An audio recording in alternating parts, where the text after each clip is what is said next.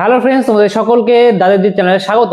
আজকের ভিডিওটি একটু অন্যরকম হতে চলেছে। যে তোমরা অনেকেই আমাকে জিজ্ঞাসা করছো যে দাদা পাস মার্কস কত সেকেন্ড সেমিস্টার এবং ফোর্থ সেমিস্টারে। তাহলে এখন এটাই আলোচনা করব যে কত পেলে আর কি পাস। দেখো, এমনিতে তোমাদের 100 মার্কসের টোটাল পরীক্ষা, ঠিক আছে? যারা বর্তমানে সেকেন্ড সেমিস্টারে পড়ো তারা ফার্স্ট সেমিস্টার এবং সেকেন্ড সেমিস্টার দুটি মিলিয়ে রেজাল্ট হবে, মার্কশিট হবে।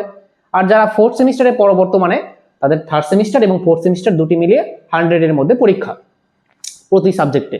তাহলে এই 100-এর মধ্যে 30% অর্থাৎ 30 পেলে কিন্তু পাস। তাহলে এখন দেখো, তোমাদের ফার্স্ট সেমিস্টার আর থার্ড সেমিস্টার, অর্থাৎ আগে দেখো যারা ফোর্থ সেমিস্টারে পড়ো বর্তমানে, তাহলে তোমাদের থার্ড সেমিস্টারে পাস মার্কস ছিল হচ্ছে 40-এ 12। তোমাদের যেই যেই বিষয়ে 40 মার্কসের এক্সাম হয়েছিল এমসিকিউ থার্ড সেমিস্টারে, তোমাদের 12 পেলে পাস ছিল প্রতি সাবজেক্টে। আর ফোর্থ সেমিস্টারে উঠে সেই 40 মার্কসের যাদের পরীক্ষা তাদেরকে এখানেও কিন্তু 12 পেতে হবে। এখন তোমরা জানো তোমাদের এসিকিউ এবং ডিএকিউ, অর্থাৎ এখানে শর্ট অ্যান্সার কোশ্চেন আর ডেসক্রিপটিভ অ্যান্সার টাইপ কোশ্চেন আসবে। তার জন্য তোমাদেরকে এখানেও কিন্তু 40-এ 12 পেতে হবে। এখন বলবে আমাদের অনেক সাবজেক্ট আছে, যেমন জিওগ্রাফি কিন্তু 35-এ হয়। তাহলে থার্ড সেমিস্টারে 35-এ জিওগ্রাফি এক্সাম হয়েছিল, তাহলে সেই 35-এর মধ্যে থার্ড সেমিস্টারে তোমাকে পেতে হবে 10.5, ঠিক আছে? এক্সাক্ট 10.5, অর্থাৎ এর বেশি 11 পেতে হবে তোমাকে। ওভারঅল 10.5 তো মার্কস হয় না এমসিকিউ এ, তাই 11 পেতে হবে, ঠিক আছে? ঠিক সেরকম ভাবেই যাদের 35-এ এক্সাম আছে ফোর্থ সেমিস্টারে, তোমাদেরকে 10.5 অর্থাৎ 11 মার্কস কিন্তু পেতে হবে। বুঝা গেল? এক্সাক্ট 30% হয় 10.5, কিন্তু 10.5 তো হয় না আর কি, 11 তোমাদের পেতে হবে ফোর্থ সেমিস্টারে যাদের 35-এ এক্সাম আছে, যেমন জিওগ্রাফি। আর তোমাদের প্র্যাকটিক্যাল আছে, দেখো কারো কারো প্র্যাকটিক্যাল আছে। তাহলে যেমন জিওগ্রাফিতে প্র্যাকটিক্যাল আছে তোমাদের থার্ড সেমিস্টারে 35-এ এক্সাম হয়েছে, আবার ফোর্থ সেমিস্টারেও 35 এক্সাম হয়েছে, যেমন জিওগ্রাফিতে 35, 35, 70। আর 30 নম্বর কিসে থাকবে? 30 নম্বর থাকবে তোমাদের প্র্যাকটিক্যালে। জিওগ্রাফিতে কিন্তু প্রজেক্ট হয় না, জিওগ্রাফিতে প্র্যাকটিক্যাল হয়। আর সেই প্র্যাকটিক্যালে তোমাদের 30-এ পেতে হবে হচ্ছে 9 পেলে তুমি পাস।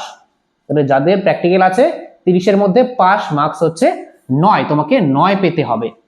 এবার অন্যান্য বিষয় যেমন বাংলা, ইংরেজি, রাষ্ট্রবিজ্ঞান, ইতিহাস, এইসব বিষয়ে 40-এ পরীক্ষা হবে থার্ড সেমিস্টার আর ফোর্থ সেমিস্টারে। তাহলে 40, 80 আর 20 থাকে 100 হতে, তাহলে সেই 20 মার্কসে তোমাদের প্রজেক্ট হবে, ঠিক আছে? সেই প্রজেক্টে 20-এর মধ্যে কত পেলে পাস? 20-এর মধ্যে 6 পেতে হবে। 6 না পেলে কিন্তু ফেল। আর প্রত্যেকটা স্কুলে তোমরা জমা দিয়ে দেয় 6-এর বেশি তোমরা পাবে অবশ্যই সবাই। তাহলে এটা হয়ে গেল থার্ড সেম আর ফোর্থ সেমিস্টার, অর্থাৎ বর্তমানে যারা ফোর্থ সেমিস্টারে আছো তারা কিভাবে আর কি কোন সাবজেক্টে কত পেলে পাস তোমরা জেনে গেলে। এবার দেখো যে যারা বর্তমানে সেকেন্ড সেমিস্টারে পড়ছো, অর্থাৎ ক্লাস 11-এ পড়ছো, তোমাদের ফার্স্ট সেমিস্টারে এমসিকিউ এর উপর পরীক্ষা হয়েছিল। তাহলে ফার্স্ট সেমিস্টারে যাদের 40 মার্কসের যেই সব বিষয় ছিল, বাংলা, ইংরেজি, ইতিহাস, ভূগোল তো 35-এ, তাহলে যেই সব বিষয়ে 40 মার্কসের পরীক্ষা হয়েছিল, 12 পেতে হবে ইচ সাবজেক্টে, প্রত্যেকটা সাবজেক্টে। এমন না যে রাষ্ট্রবিজ্ঞানে 12 কম পেলে 10 পেলে আর অন্যান্য সাবজেক্টে আরো বেশি পেয়ে গেলে, টোটাল মিলিয়ে 30% হয়ে গেল, তাহলে কিন্তু হবে না।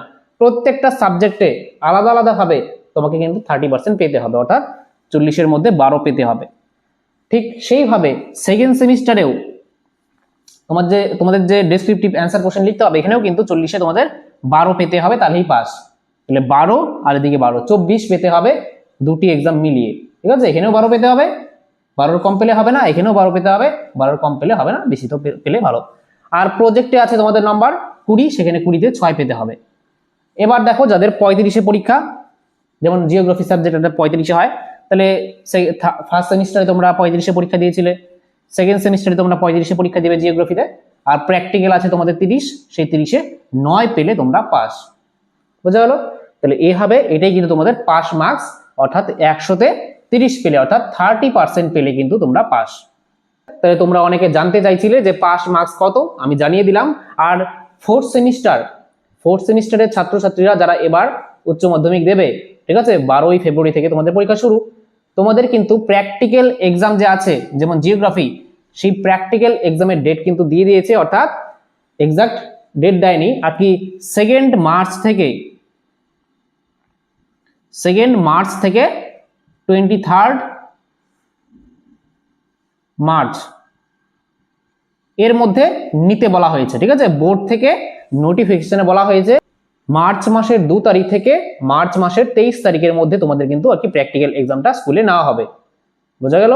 তাহলে তোমরা এখন কিন্তু প্র্যাকটিক্যাল এক্সামের জন্য অতটা চাপ নিও না, তোমাদের লিখিত যে পরীক্ষাটা আছে যেটা বর্তমানে হবে 40 মার্কসের আর 35 মার্কসের, সেটার উপর তোমরা জোর দাও একটু। ঠিক আছে, ভালো মতো প্রিপারেশন নিতে থাকো।